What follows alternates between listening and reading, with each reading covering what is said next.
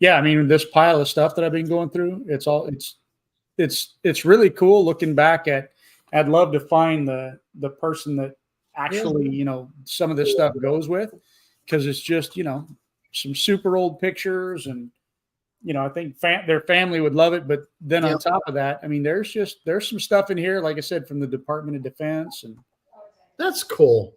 it is cool. So That's really I thought I cool. would one of these days I'm gonna sit in like this old Opryland thing. I mean, just all kinds of stuff.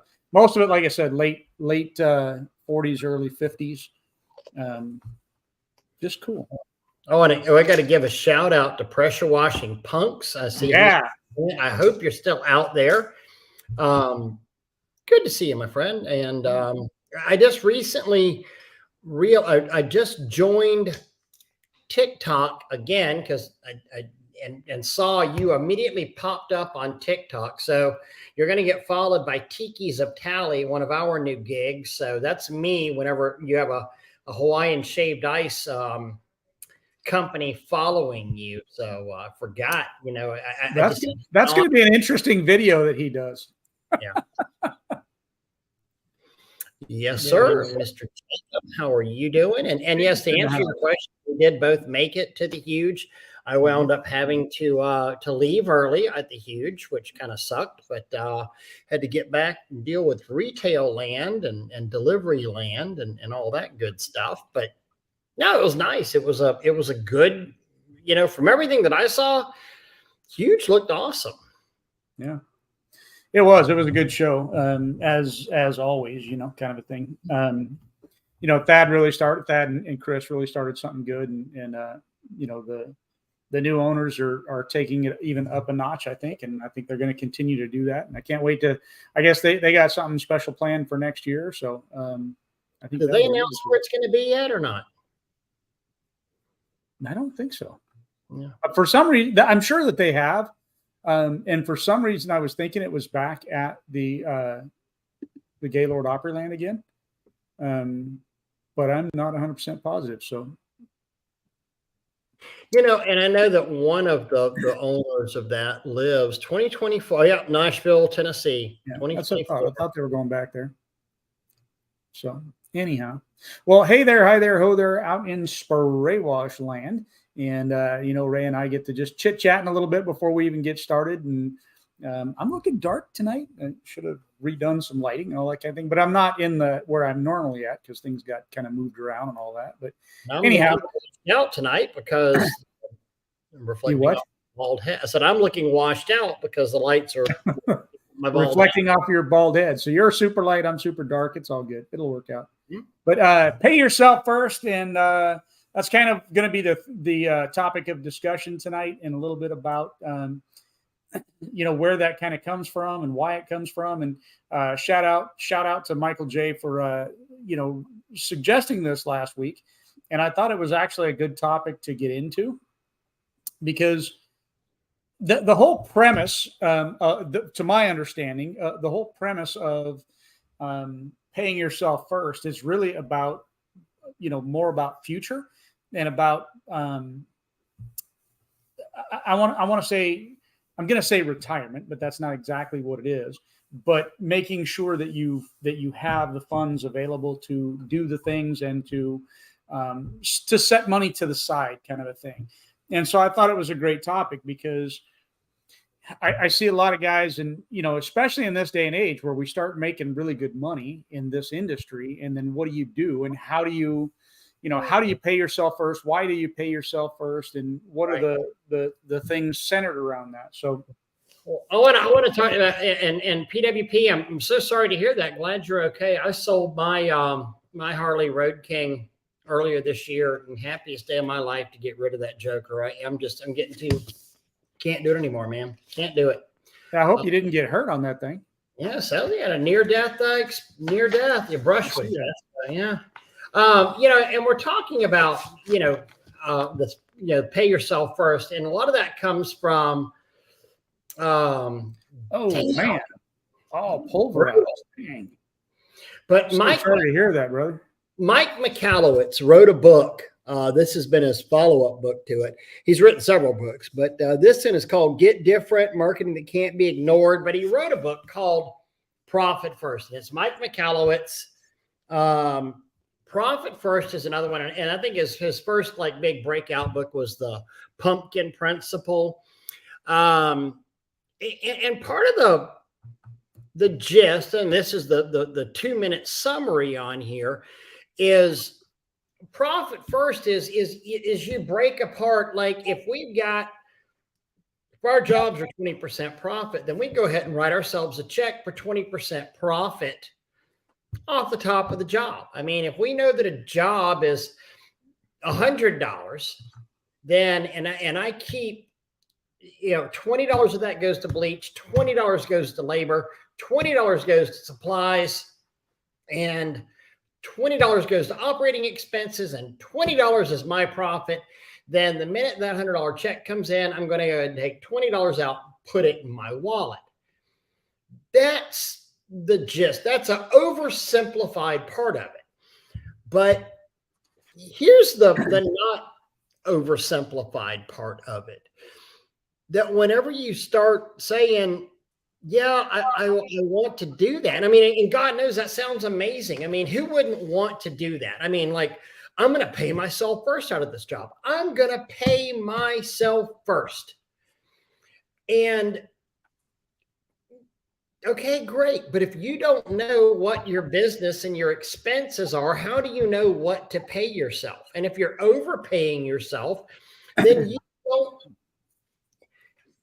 You can't just come out and say you can't come out and say I'm going to pay myself, $70,000 a year, and then every time you get, every month you write yourself a check for $6,800. It doesn't work like that. You want to pay yourself first, yes, but you also have to know how much you can pay yourself, what your actual income is, and There are many ways to get to that, to be able to figure that out. Well, we had that year, and when we were in Branson, and I had to leave early because of the accident that the company had. I think you and Rob did the class for me, and one of the things, and this is 5 years ago, where it was the roadmap to $100,000 back whenever $100,000 was still a pretty respectable point where you wanted to be in your pressure washing. company. In fact, it still is. I'm not even going to dismiss that. $100,000 is still a great place to be. Money, yeah. And one of the things that we did in that class was, and at that point, I'd never even heard of Profit First, but we took a hard look at doing the roadmap on that, and we said, okay, what is $100,000? Or you want to make $100,000? And it was, once we broke it all down and we looked at taxes, we looked at expenses, and we started doing these percentages and doing the factors on there, is that to make that $100,000, you really needed to do about $350,000 in your company right there. And that's well, Doug, go ahead. Well, when you sit there looking at all that kind of stuff, especially, if you want to try to save money to, say, put a down payment on a house, or to, whatever it is you want to buy. Because first thing I would encourage you, if you already own a house, is, start looking at buying rental property and that. But, even at all that, you have to be able to put down, and that's where you were talking numbers, and I was going to go kind of the numbers way as well. If you want to put down, if you want to buy a house or buy some rental property or whatever it is, right? And just to keep things simple, let's say that it's $100,000 piece of property. A lot of times you have to put down about 20%. Yes, you can get away less than that sometimes. If your credit's super bad, you might have to do more. But kind of the gold standard on commercial property is generally about 20%. And so if you're going to do that, you need to save $20,000. You got to sit there and be able to figure out how to fit that in. You can't just say to yourself, well, I'm going to do that over 2 years, and that's what, $830 a month or something like that, because now you can't just pull it out if it's not there. You have to have a realistic understanding. To me, one of the ways to do that in our industry, right, it's different. unless you are paying yourself a salary every single month, or every single week, you're paying yourself X number of dollars. Doesn't matter what the company's making. You know that your salary is less than what you could be bringing home. The rest of it's taken as discretionary income, whatever. Okay, great. Unless you're doing it that way, one of the ways that you can do that is with every single job, just like Ray's saying, you can take a percentage out right off the top that okay, that job is $100. I'm going to take, 10% out. I'm going to take $10 out and I'm going to set that, in this separate account that is for that, whatever. Now, the rest of it is what I have to deal with. And I have to make my budgets surrounding that $90, right? I got to pay my bleach. I got to pay my guys. I got to this and I got to. At the end of the day, though, you have to make sure that when you take that $10 out and you start adding all those other things up, that it's not more than $90. Right. You have to know what those numbers are. That's why I like a percentage base. If you can take that percentage away every single time and you plan for that accordingly, if you pull it out, set it to the side, boom, now you do your other stuff. It's harder to get yourself off center from that. It's easier to stay on track. 100%. But the biggest thing, and as we were talking, earlier today, and it doesn't matter. It doesn't matter what business you are. And I mean, and I own, Tanya and I own multiple businesses, and it doesn't matter what business you have. You've got to understand the numbers and the goings on of the business on there. I mean, it's you get paid $1,000 in a pressure washing job. Did you make $1,000? No. If one of my very good friends, I was best man at his wedding. He and his family owned a bunch of Village Inns, and this is 20 years ago.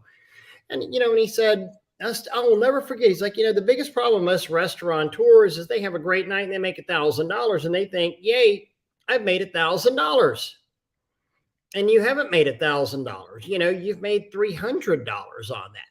When I sell a pressure washer at Power Wash Store, I haven't made $4,000. I've made $200-$300 because I've now got to pay Pressure Pro or BE or Landa or Karcher, money for this pressure washer that I'm selling. So we have to understand. So you got your lights, you got your insurance, you got your all those other kind of things, the shoes that your wife's buying. No, I'm sorry, I didn't bring that up. No, it's true. I mean, profit from first day one, always have money. Yeah. But again, one of the biggest things is what guys don't understand. And you hear concepts like this, but I'm going to tell you what, guys, the most important part of all of this is you had better understand your numbers before anything else, because it's impossible to do what we're talking about without knowing your numbers. Exactly. And along with that comes with, you have to set goals based on those numbers, right? So you can't just, again, like I said, you can't just start paying yourself $70,000 a year when you don't know what your income is. You don't know what your numbers, you can say that, that truck does $250,000 a year, so I can easily pay myself $70,000 a year. But if you haven't figured out what all of your expenses are and what all your costs are, you don't know how much you actually make yet. And so once you get that boiled down to a number, then you have to set the goals of what you're after. And one of the goals for me, I think you should be at is, maybe even two separate parts, right? So you've got something that you're setting completely for retirement, and then something that you're setting for the goal of, say, buying a house or whatever. So maybe having those two separate things to the sides. And again, but you have to pull those things out and you have to plan for them. Sometimes what that means, though, is that we have to cut back on stuff, or we have to do something a little bit differently, or,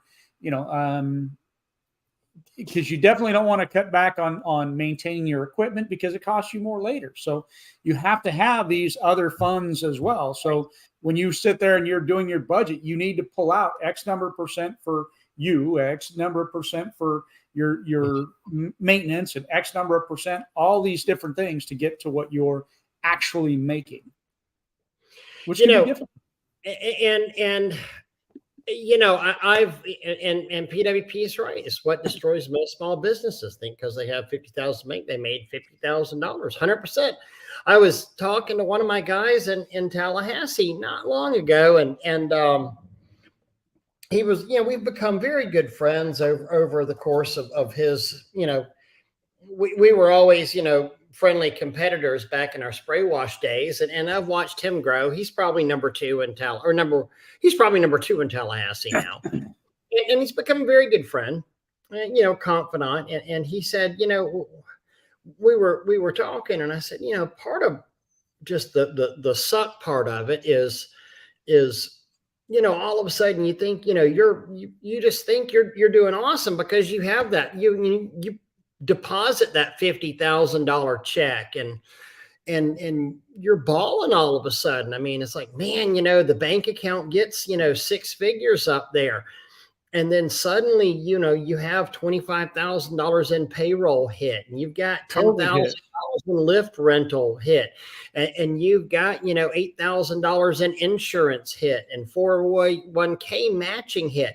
And that $100,000 that you've got in there goes down to about $45,000. And you're like, and he literally looked at me. He's like, dude, I am literally at that same place right now. I mean, this is, he's like this past week that happened to me.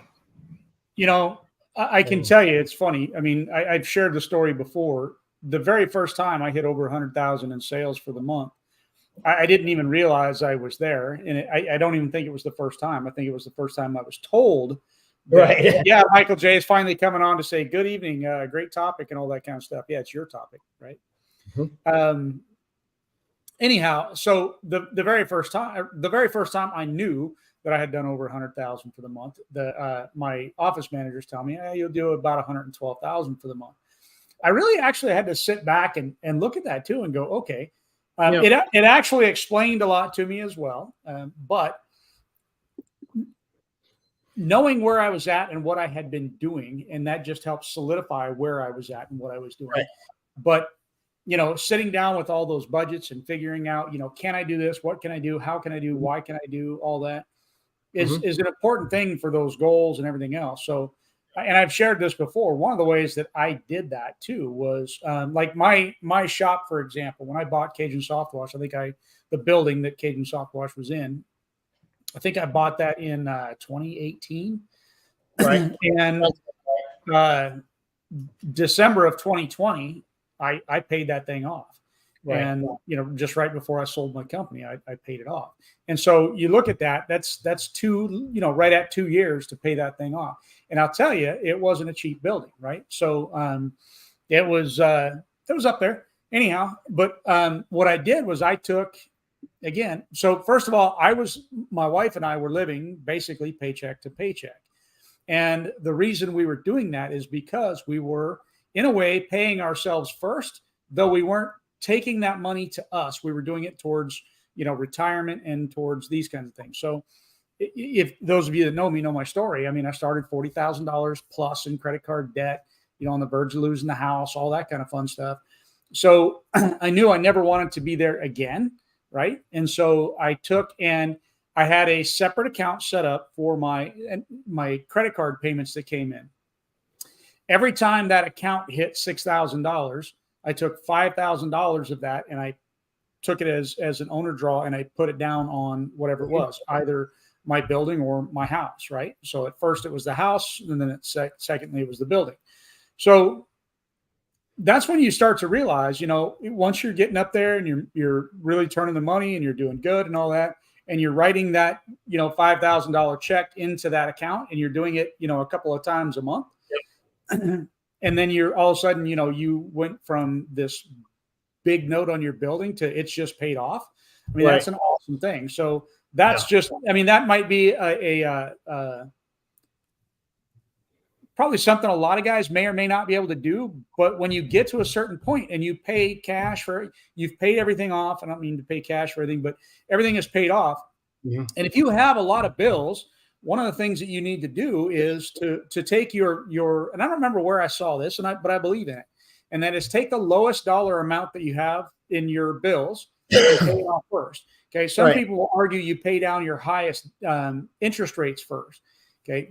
The way I kind of look at that, and the way that I remember reading years ago, was if you don't necessarily look at the interest rates, okay, even though they're important, but if you take the one that's the smallest dollar amount, it's going to get paid off the quickest. That money that you've now freed up isn't free. You can't take that and say, oh, you know what? I don't have to pay that $200 note every month anymore. Wow, good. I get to stick that $200 in my pocket. No, you still keep paying that $200, but now you attack the second largest bill that, or smallest bill that you have. When you get that one paid off, and that one there was $500 a month, you don't have $700 a month coming in. Right. You have to now take that $700 a month and you apply it to the next bill, right? By the next thing you know, those things are getting paid down like this. Same thing I did with my building. Paid it down within 2 years. I paid that sucker off. So I want to do this with the comment that Rusty made. Back when that, and I guess I can use this name here, that Sean Hodges debacle happened with everybody, and found out he was taking money for allegedly taking money and not delivering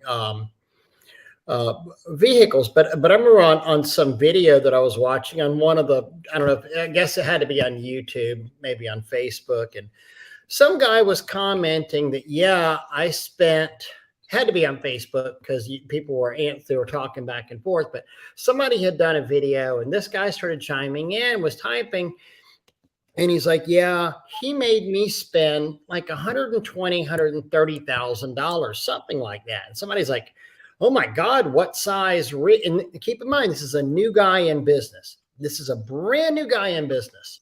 And this is part of this ridiculousness that part of what PWP, what Pressure Washing Punks is attacking out there on his TikTok channel. But all these guys talking about how much money you can make in the pressure washing industry and just do this and just do that. And I'm not going to, name the people that are part of this crap doing that. Hey, Kim Hopkins. Kim is in the house. I know it. It's awesome. Anyway, so they're talking about, they're like, well, what do you mean $130,000? She's like, well, I bought a rig from him and keep in mind, this is a guy without a pressure washing company. I bought a rig from him for $30,000. And then, we got our website started up because of these guys, saying that I needed that. And that was X amount of money. And then I bought some dye sub and I spent like $10,000 on marketing, that's ready to go. And then, what else I needed?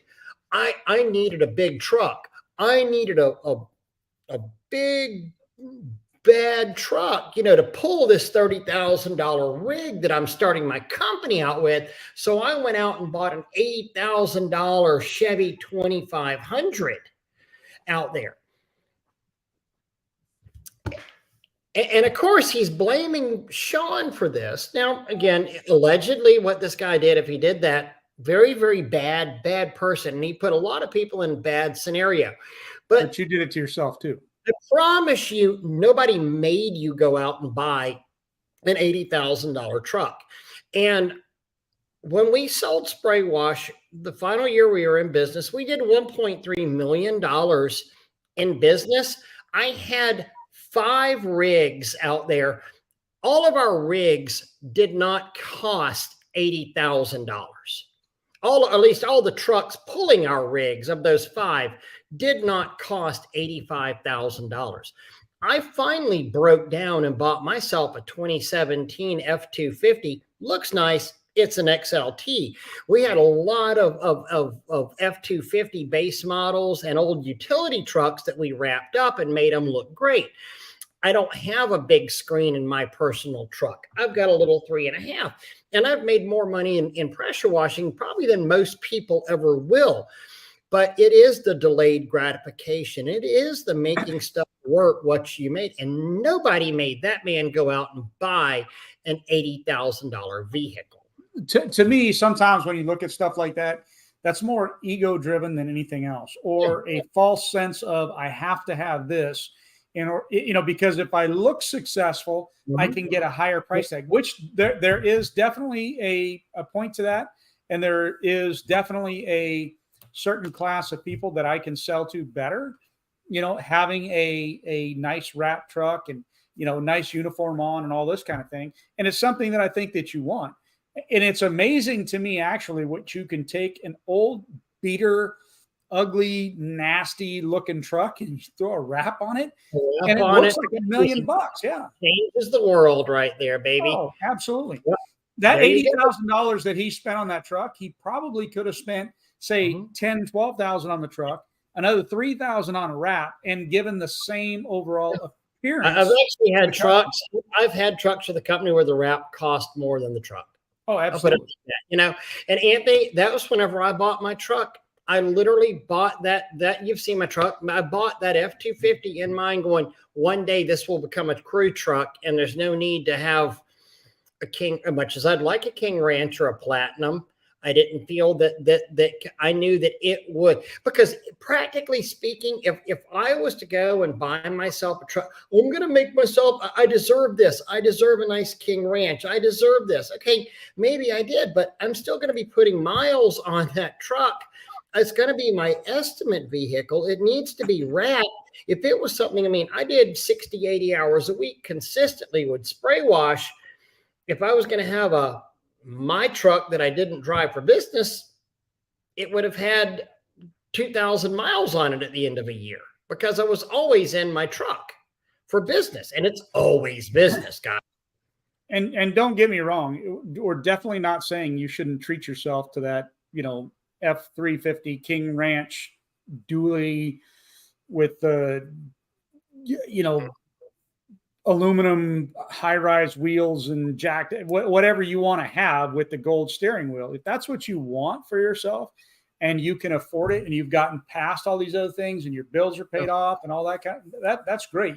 Treat yourself to it. But if you haven't planned for the future and you don't have a plan in place to pay yourself first, and you're just going off and spending money on your toys and all that kind of stuff, hey, that's great for right now. But at some point in time, if something happens and that catches up to you, now what do you do? Now you got to sell your toys. And if you spent $100,000 on that truck, you're not going to get $100,000 out of it. So now you're all that money is wasted. So our point to you is simply that try to get, pay yourself first, get your investments up, get your retirement up, and then start doing those side things. Tommy's sitting there saying, when the leader, who told me you can make 250 off of one truck, I knew it was too good. It was BS coming out of the first year. It doesn't happen in the first year. Occasionally it does. Sure. But you're right. It's more slow growth. We had somebody, and Anthony, you might have been in the store, or it was either you or Steven was in there. But we were talking to a guy that was, anyway, and he's relatively new. I think he was second year in, and he was, I don't want to say bragging. We were just talking, and he was very, very proud, but it was like 5 months, 6 months into the year. And he was saying he was at around $150,000 or so for the year. But then he also mentioned that, part of that $150,000 was like an $80,000 commercial project that he got. And so we're sitting here, and it didn't even hit me, but either Anthony or Steven told me at the end, he's like, if you think about that, you're 6 months into it. If you less off $80,000 off of that 150 at 70,000 for this guy that runs, a large crew and doesn't necessarily wash himself, he's kind of really not doing that great if he would have missed that $80,000 bid.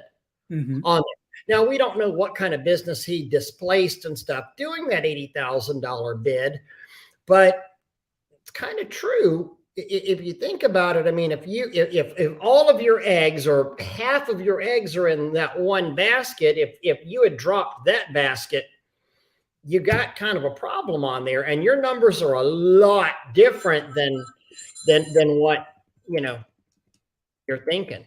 So I do want to address this with PWP. That's the one. So I use the Ford trucks with no to minimal signage, and that's all that's needed. Why am I going to beat up an expensive vehicle? Personal vehicle is a different story. So I kind of disagree with that, though, PWP. The reason is simply that if I take a vehicle and I put a wrap on it, that wrap is going to make me more in the long run, and even in the short run, than the cost of the wrap. And it's going to make the truck look so much better, more professional, all these kinds of things. So to me, the signage on the truck, as long as it's done correctly and, putting the wrap on the truck is an extremely important thing for the longevity of your business, if that's what you're after, because sometimes that's not what you're after. And then that's cool too. So, here's, hold on, let me present, share screen. While you're doing that, I'll be right back. Okay. Here was, and this is going to be a little bit weird. Let's try this. Lost permission to, I can't do it. It's lost permission to, so I'm not going to try those. Pulling up some pictures. We always just found, for our market, the wrap trucks. I wonder if it's because I stepped off. I don't know. But let's see here. Share screen window, entire screen, share. Now I got to go select the lock in the bottom, but now I got to get out of this to go do it. So anyway, we won't worry about that. I'll have to restart Chrome. But, and again, everybody's market's different. We always found that the wrapped trucks were just amazing for us, but we would buy our trucks off of Gov Deals. And I know things have changed a lot in the last 3 years, but we would typically pay $3,000 to $5,000 for a work truck. And then we keep them for 2 to 3 years and then sell it for as much as we had bought it for, and it just worked out really, really well for us. But again, there were sometimes the wraps actually cost more than the truck itself. Mm-hmm. So I want to answer this one real quick. Oh, go ahead. You go. I'm trying to go ahead. So Ray and Doug, do you see any new directions the industry is headed? Well, those of you that know, I think that the industry is headed towards drones. I believe that. Not for necessarily residential use, but I think for commercial use, you're going to see a lot more of that. I'm actually surprised. I've been learning that there's others, even in the local market here, that already own drones. And I didn't know that before. I'm seeing the advertisements starting to pop up, and I'm hearing a lot more. And I don't necessarily think it's just because I started working with Aqualine. Some of it, it's natural. You start seeing it. And I do think that is one of the directions that this industry is headed. The other direction that I think might eventually happen, but I still think we're a long ways off, and is going to be the alternative to bleach industry. I don't think that that's going to be anytime in the near future, though I think that there's enough people out there working on it that it will maybe eventually happen. Well, I think, and Kim and Nick made an appearance on here. And I know that, it's actually a product that Wet and Forget was developed in New Zealand. And it's something they use a lot of in Australia, is the SWAM, which is, a very strong commercial grade quaternary ammonium product. Mm-hmm. And it takes multiple coats, and it will knock back the bleach, and you have to wait, 4 to 6 months to have that. But it does not have the, and I'm not going to argue about the danger of bleach, because I personally don't believe, bleach is dangerous. But if the market goes that way and it's what people want, I understand it. So how do you mean that, though? As in bleach isn't dangerous? How do you mean that in this sense? Well, see, I don't think it is. So I see it in a couple different ways, right? It can be dangerous if it's not used correctly. I also see it as being, like if we're spraying with bleach daily and you're not wearing a respirator, I see Yeah. that as dangerous to yourself. True, You know, true. those kinds of things. So that, I just wanted to kind of clarify. I mean, the changing of paints, the changing of organic pigments, the landscape mortality, and the and most of that is bleach is bad for metal. I mean, you know, the salt in bleach, not necessarily bleach, but the salts in bleach can be rough on some metals out there. And that's not to say that wet and forget can't be. I mean, because it is listed as corrosive on there. So, you know, what's good, what's bad, you know. PWP, look at all, but I agree with you, Doug. I think that's something that will be a change out there. And you know, and I still remember there was a product, and it was a citrus-based product. And again, I'm not going to name. No, I'm not going to name the name of it.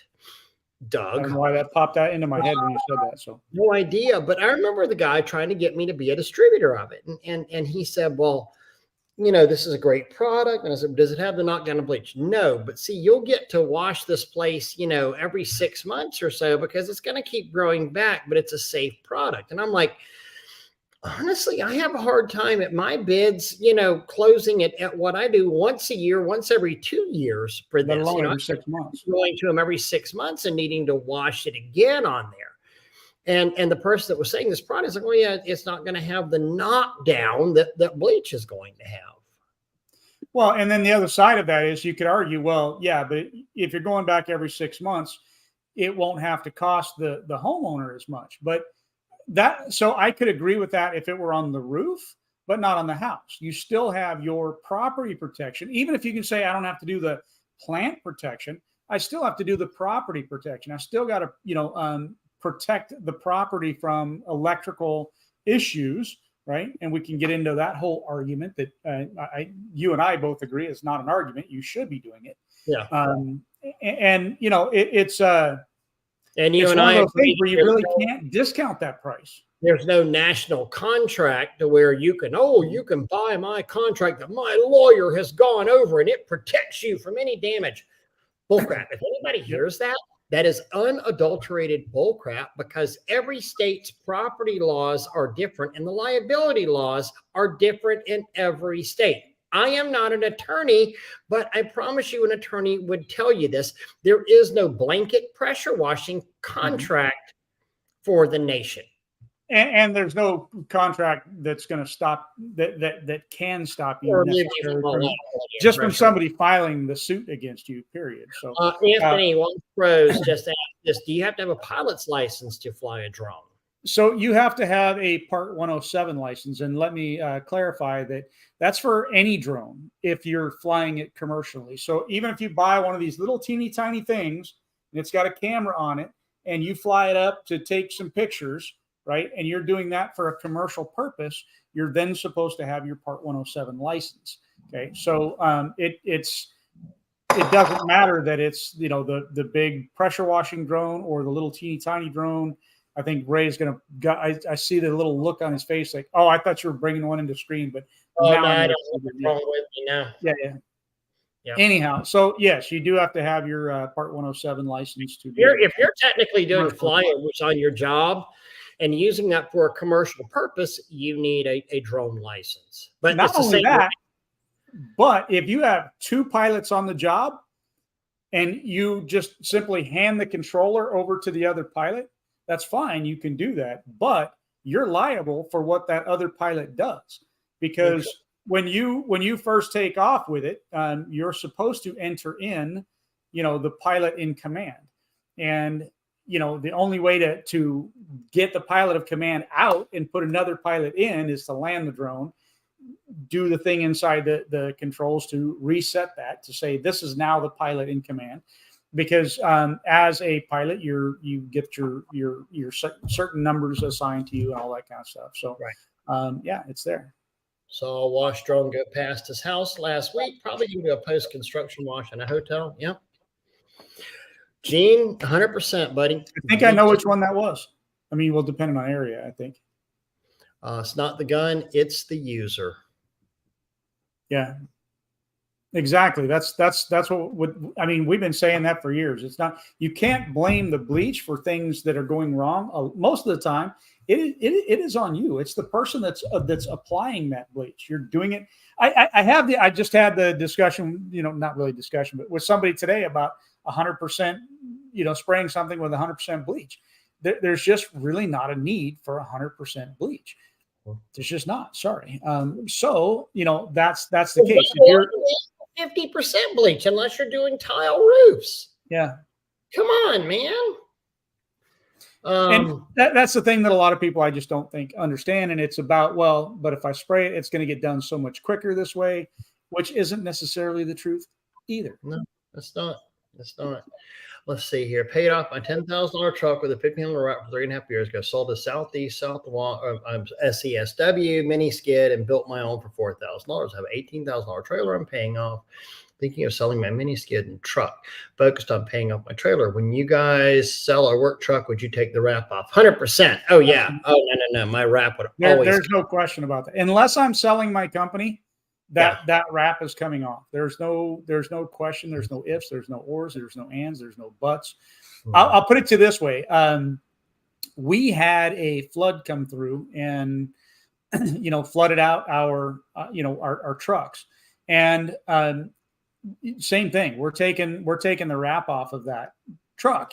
There was one of the 3 trucks got out of here and it still had the logo on it. And I wish it hadn't, but let's take that one step further. Do you remember seeing that? I think it was a Toyota pickup truck, and it was, I'm going to make up the name, but it was like Jim's plumbing service. And it had Jim's phone number on it, and Jim's plumbing service, Austin, Texas, 225, whatever, had his number on it, right? And where did that truck end up at? It ends up at the auction yard, right? From the storage auction, or not the storage auction, from the crash auction, okay, Copart. And then it's bought by some,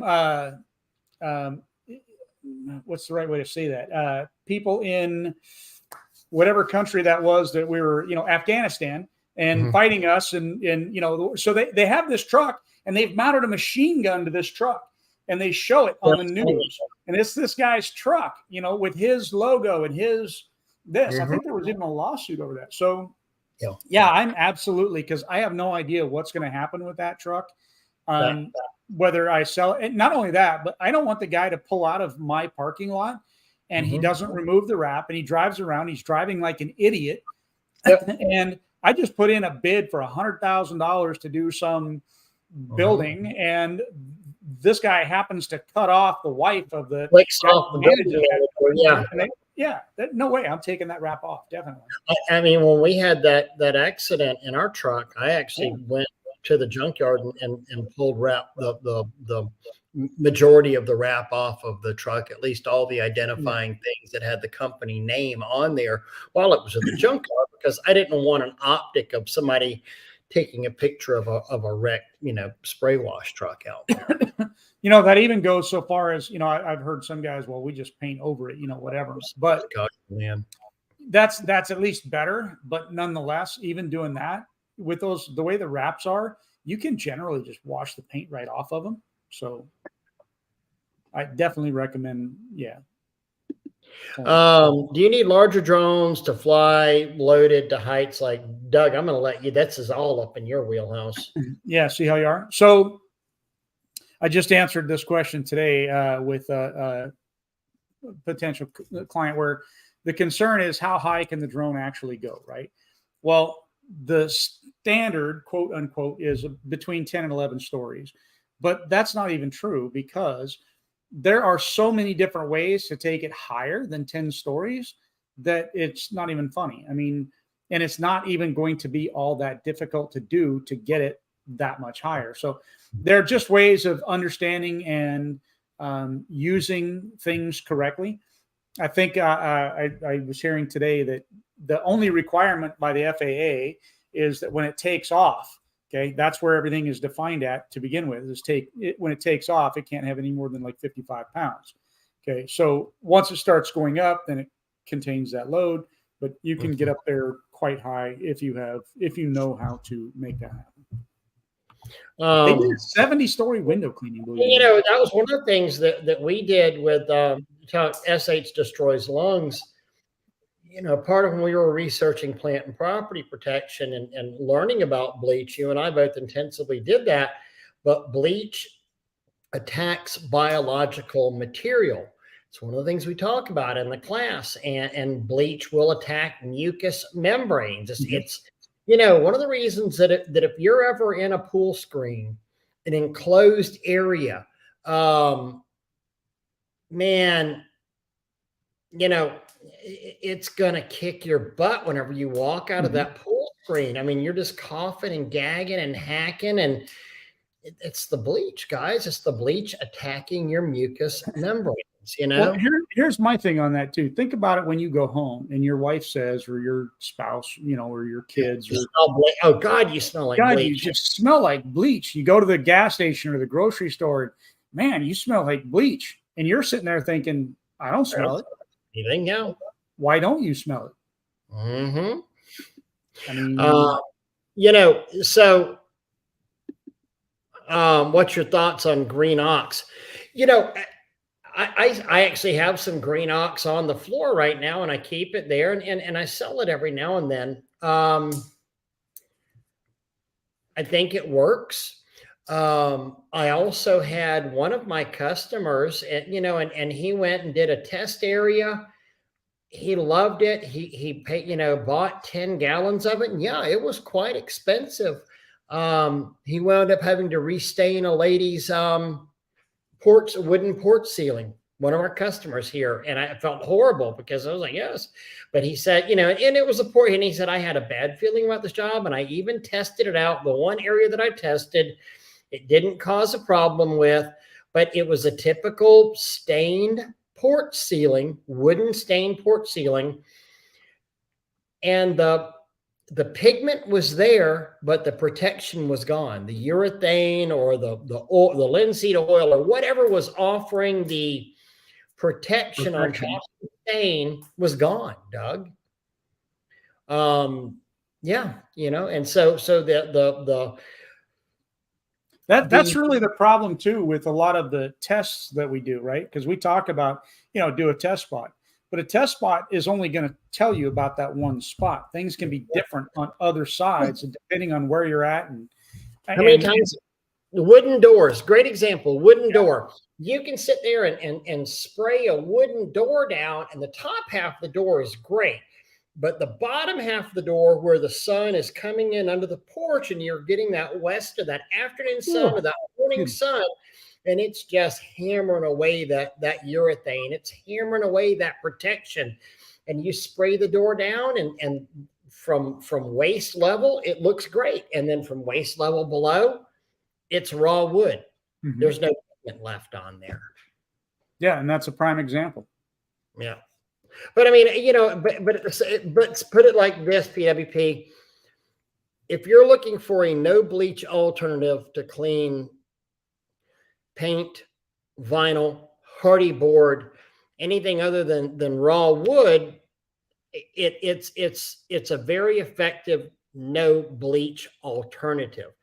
I've also had guys tell me that they did not get the results on heavily stained tile roofs that they wanted out of it, though.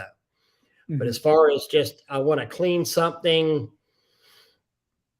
I want to clean mildew off a house, and yes, you can. I've also had people tell me, hey, it worked great on going back to the whole, respirator and bleach harming lungs and mucous membranes and all that kind of stuff. You really do have to remember that tomorrow is never promised, right? Mm-hmm. So, that's one of the things that I've heard, about, well, yeah, I don't wear my respirator because, I ain't going to be around that long anyhow. Well, and tomorrow is never promised. But when tomorrow does come and you haven't been protecting yourself, or you haven't been paying yourself first and protecting your financial future, and tomorrow comes around, next thing you know, man, it's gonna be a crappy last few years of your life. What if tomorrow's not promised, but what if tomorrow does come, mm-hmm. and you can't walk up a freaking flight of stairs because of emphysema? What if you can't lift your grandkid up because you lose your breath? You're right. Tomorrow is not promised, but damn it, you bet you damn. I mean, but you should plan for it. Yeah, you should plan for it to be there. Yeah. You know? How many times do you look around and you see an elderly person that can't walk, can't talk, can't whatever, you know, all these different things. And a lot of times it's guys, right? Because we abuse ourselves, you know, it's part of our DNA makeup and all that kind of fun stuff. But we abuse ourselves during our younger years. And when we get older, now we're paying for it, you know? No, dude, I mean, I'm a poster child for it right now. I mean, I feel like I can barely move around, you know, some days and get up, and my back, you know, I know I'm carrying an extra 20 or 30 pounds around, but you know, my back, I destroyed my body at spray wash. I mean, I know. Yeah, no. I just had an epiphany. Sure of yourself, guys. You know, I want to go back here because one of the things, you know, I had written down, I'm sitting here looking at my notes, and we're getting kind of deep into the hour here. But you know, as many of y'all know, you know, Tanya and I own a few, I mean, we own Power Wash store, you know, here in Florida. We've sold Spray Wash. We've sold other businesses, Spray Wash Hood Cleaning. I mean, we've, you know, we've been in business a while. Over the years, we've bought and sold many, many, many businesses. But guys, going back to what we were talking about early on in here about, you know, pay yourself first, the profit first. Let me put it like this with this. So many of us started out with a Lowe's Home Depot pressure washer. Yep. I know that now there's a whole new breed of pressure washers that are starting out with an Amazon pressure washer because they've seen some guys on YouTube going, you can make $300 an hour on here. Well, guys, I went probably 3 years ago.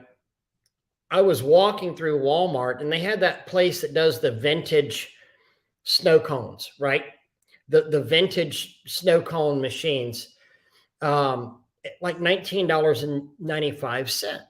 And I was like, oh my God, Finn's going to have so much fun with this. And it came with 2 flavors, blue raspberry and strawberry. And I bought it for $19. It was a snow cone machine.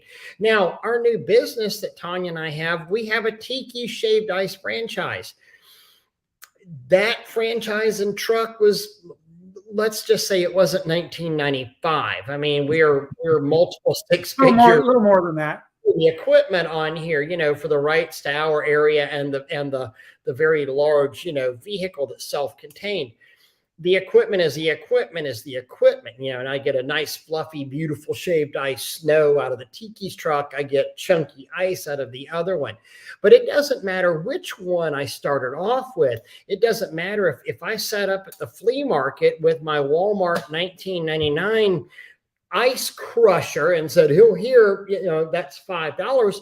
Or if I pull up with Caribbean music and a company shirt and, you know, 10 self-serve flavors and ice cream in my Tiki's truck, if I don't know something about business, either one of those scenarios could be a money-losing scenario for me, no matter how much I charge for that Hawaiian shaved ice or snow cone that I'm selling. And yes, there is a difference. Can't really use the term interchangeably. Tanya gets all over my butt about that. But that's kind of the basis. And I think this is one of the biggest problems that I see right now on the internet, that I see, you know, on the YouTube. You can make $300 an hour. Because guys, I hear this. I hear it at least once a week where the guy comes in dragging a Simpson pressure washer with a AAA pump on there and going, man, I heard you were pretty smart and you used to own a company. I heard that I could make $300 an hour on this, and I just haven't been able to. And I'm like, well, guys, I don't know what to tell you. Did any of those people past doing Facebook ads and doing yard signs have any of those guys actually told you what to do, to do business? Or did you ever check that any of those guys that are telling you to buy this and they're getting $50 on their Amazon referral link, have they ever actually run successful long-term companies? Oh, well, I don't know, but man, their video looked really, really, really good. Again, guys, spend money making a video. Yeah, it has to go all back to the foundations of business. And if you don't understand your business, if you don't know your numbers, you're not going to be able to pay profit first, and you're not going to have a long-term successful business out there. And it's why so many businesses fail, period. What's Dave? One from Dave, yeah. Dave Jensen says, let's talk about the work-life balance. How do you find ways to structure your day where everyone is happy? I find myself getting into the hustle too hard. Money is great, but I realize I've got 4 summers left with my older daughter. Dave, you're probably not going to like my answers, to be honest with you, because it's going to be honest with you, right? In the first place, you got to start, in my opinion, is to be honest with yourself. And something that we said earlier today, tomorrow is never promised, right?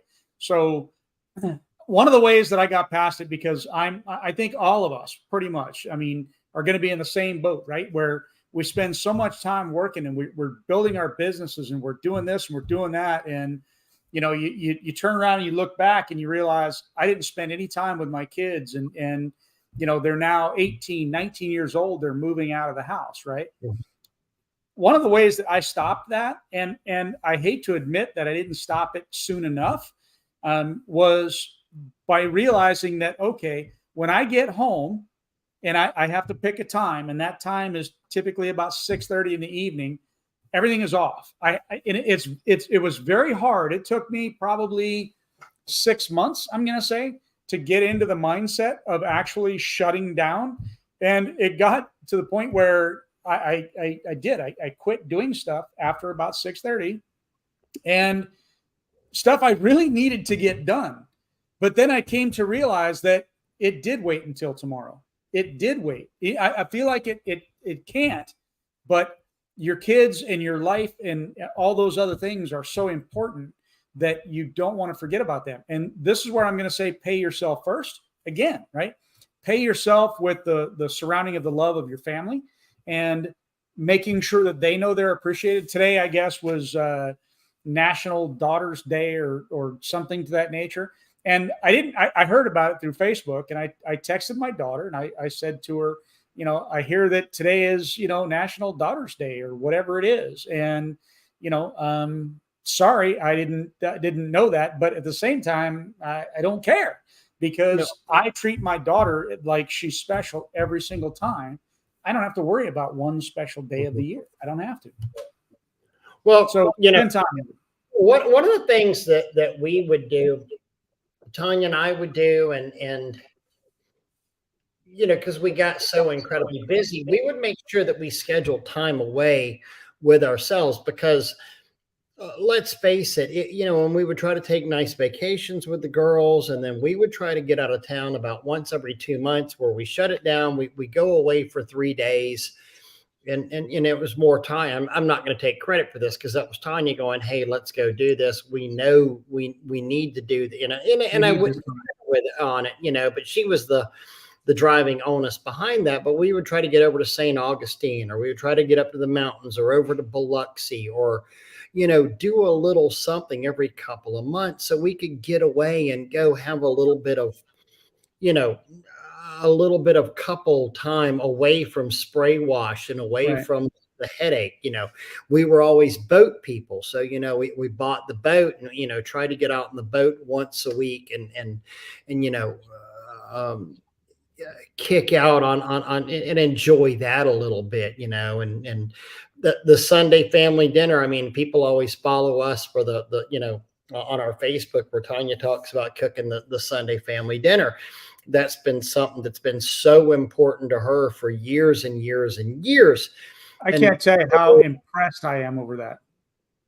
Yeah. And we didn't put the post last night because tomorrow is her birthday. And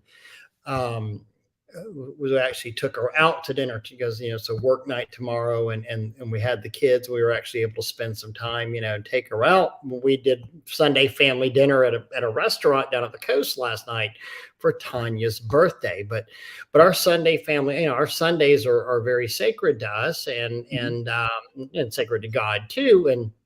And, always try to get together. I mean, there's got to be a pretty darn good excuse for us to not have Sunday family dinner, I can tell you, I see those posts all the time, and to me, I mean, my kids are grown. Your kids are grown. Our kids don't live well. My son lives very close to us, but he works every Sunday evening, and because that's something I sat there and I said, man, I'd love to institute that. Because that's such an awesome thing, and I cannot. I don't know. I mean, I know I've shared with you guys how awesome that is and how much I respect that you guys do that. And that is an immensely awesome thing. Hey, I may have been coming in at spray wash. I mean, and thank God, Tanya, Tanya had her weekend. I mean, I might have been coming in from spray wash covered in crap and literally wiping off it, or even dinner was held up for me to go get a shower because I stunk and was covered in crap. But, at the same time, I tried to make sure I was home for it. So that's part of having, an amazing wife. Mm-hmm. Exactly. Change company for S Corp LLC, pay myself gross pay and payroll, just like an employee. Excellent. Absolutely. Excellent. I was on payroll with my company. As a matter of fact, we used an outside provider. Yeah. So you drew a salary. We're taken out and everything. Yeah. And then took owner disbursements. One of the things that I made a comment on when we sold our business, we took we had a 401k for our employees. You were instantly vested on there. And if you wanted to do employee matching, we would match. And Tanya and I took advantage of it ourselves. And when we wound up selling between our two accounts, there was $100,000 in there that, cool. I mean, it's worth probably $10,000 now because of Bidenomics, but still cool. At that point, whenever we sold, it was like, we never missed that money. And it was $100,000 sitting there in a retirement account. That's a key point too, though. One of the things that I did with my income, right? So I was paid, I paid myself 40 hours a week, $25 an hour every single week. That's all I made, right? And then I had extra taken out every single week, right? So at first I started off and I had taxes that were being taken out. Plus I had an extra $300 a week coming out, right? Mm-hmm. So that helps with the extra taxes at the end of the year. And I never saw that money. Yeah. And then in the end, I had $600 a week being taken out. So when you take and you're paying yourself $1,000 a week, right? And then you're having $600 taken out after all the other stuff is already taken out. You're taking home about $150 a week. And also, let me put this disclaimer in here, guys. Talk to your tax professionals and your legal professionals and your investment professionals. Please don't take business, financial, accounting advice from unemployed guys. I'm employed. Oh, that's right. You're employed. I guess I am too. Kinda. Yeah. Kind of. Yeah. It's not by 4:30. It can wait. I don't work weekends either. Those are rules. You started your business 25 years ago. Hey, you know what? In PWP, gotcha, bud. I mean, I don't disagree. That's your boundaries. And, that's how you want to do it. Major reason starting a business was to not miss family. 100%. Yeah. We were a little different than that. I understand, but I respect it and got it. We were different than that as well because I made so much money on the weekends, I know lots of very successful. We always did a lot of commercial, and our weekends were the time to do that. But I know plenty of pressure washing companies that do it just like you do, and they don't work nights. They work during the days, and they, hey, yeah. Mm-hmm. Hey, you know what? If you guys all write me in on the presidential ballot and I win, I will make that happen. And that's one of the things that I truly love about this business and I love about this podcast. And we get to talk to different people that do things different ways. There's no, book, right here, that's the definitive. Here's what you have to do to be successful in this business. I mean, there's so many different ideas and different ways. And as long as, you don't go broke and your employees are safe and your customers are safe and all that, you're doing it okay, and you're making some money to live the lifestyle you want to do.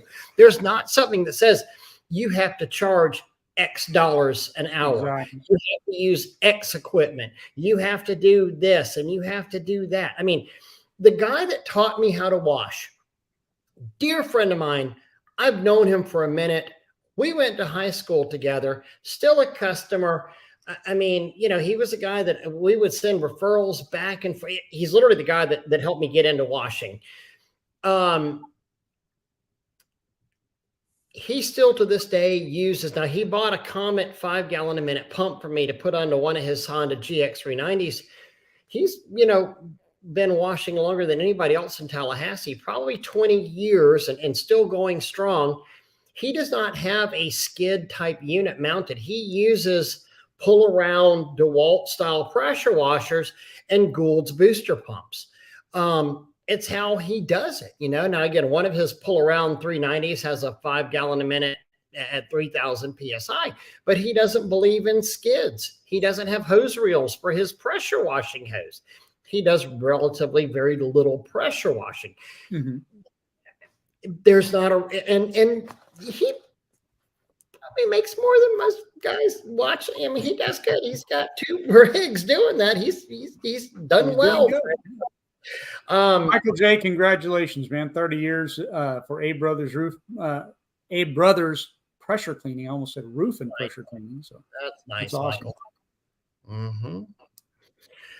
Oh man, Doug, we have reach out to your local store program. Yep. That's a volunteer thing, I believe, too. And if you have a business incubator worked by your local college or something, that's a great place to be. Something, a great thing to look at. One of the business incubators, it talks about some of the business theories and it's the devil's in the details with this, Doug. It's the taxes. It's the It is, and that's where talking to your financial advisor, your tax advisor, is going to help you get past a lot of that instead of what insurance. It's the 1099 employees. It's the, do you have commercial vehicle insurance? Are you covered? Are you over covered? All of that. All of that. Guys, we're about 10 minutes over, 8 minutes over. Thank y'all all again. Great talk. And Scott, watch the replay on there, buddy. All the good places. And Doug, we got to get back on the whole putting, now that we have our internet stuff figured out. I think we've got a bunch of these loaded on to the podcast. Yeah, finally got the site fixed. Yeah, and all that, so. Sorry. Thank y'all for suffering with us on that. We need to get the podcast up so you can have us in your ear, during the, I want to go with this for a second, what he said, but you can listen to our podcast and the rebroadcasts of these. We've saved these for years and now finally have a way to put them out. First person I ever hired was a CPA. So my CPA, we changed CPAs, and this is probably about 7 years ago. I'm sitting at I have a hunt club meeting, and I'm sitting across, from a guy and start talking to him. And he's one of the, like 15 guys in our hunt club. And we had 3,000 acres, and we start BSing, and he said, I'm a CPA. It turns out he's a CPA partner with another CPA that I've known for years and respected. He wasn't my CPA. And I said, oh my gosh, I said, we're talking. Gosh, we're going to talk tomorrow. And so, hooked him up with Tanya. He passed the Tanya test. And he was amazing because he gave us little things like, your hunt club, you need to take some customers or employees out to the hunt club every now and then. And we can write these dues off. You buy a weapon at the hunt club, we can do this because you're using this to entertain. you know, a good CPA. I remember one year Worth your weight. One year he called me and he says, well, Ray, I got good news and bad news. And I said, okay, bad news. He said, you're about to spend $35,000. I said, okay, what's the good news is? He said, good news is you've got a choice. You can either give it to the government. He said, or you can buy something that you want that's going to be a good write-off this year. I said, okay. And, you know, and he called me at the right time too. He called me in December, not January 2nd, and said, oh, crap. We wound up buying, you know, a Kubota tractor on there because we'd much rather have a Kubota tractor than you know, the door of a B-1 bomber that I really don't. Come on, it's the bolt that holds the door on. The bolt is $35,000, not the door. Yeah. 100%, you know. I think it's actually just the nut that holds the bolt, or maybe the washer. Thank you for your friendship and watching us. We love you too, Michael. Thank you, buddy, and I agree. Yeah.